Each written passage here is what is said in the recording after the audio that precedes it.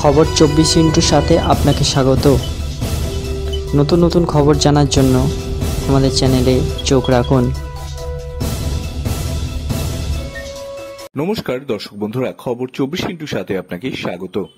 মঙ্গলবারই রাত্রিবেলা ফেসবুকে পোস্ট করে মুখ্যমন্ত্রী মমতা বন্দ্যোপাধ্যায় জানিয়েছিলেন তিনি বড় খবর দিতে চলেছেন।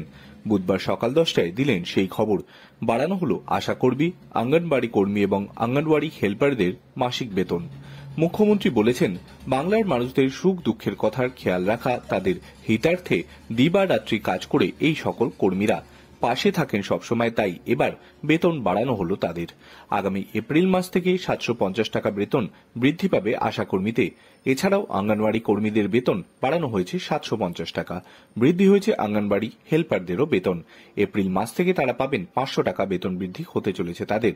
1 এপ্রিল থেকে সকলের বেতন বাড়ানো হবে। প্রসঙ্গত, এর আগে রাজ্য বাজেটে মিড ডে মিল রাঁধুনিদের মাইনে 1000 থেকে 1500 টাকা করা হয়েছিল। বাড়ানো হয়েছিল লক্ষ্মীর ভাণ্ডারের টাকাও।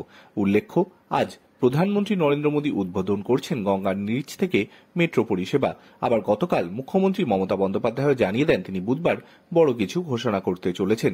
এইভাবে সোশ্যাল মিডিয়ায় টিজার দিয়ে এর আগে কোনো ঘোষণা করতে দেখা যায়নি মমতা বন্দ্যোপাধ্যায়কে। ফলত তিনি কি ঘোষণা করতে চলেছেন সেই দিকেই তাকিয়েছিল বাংলা।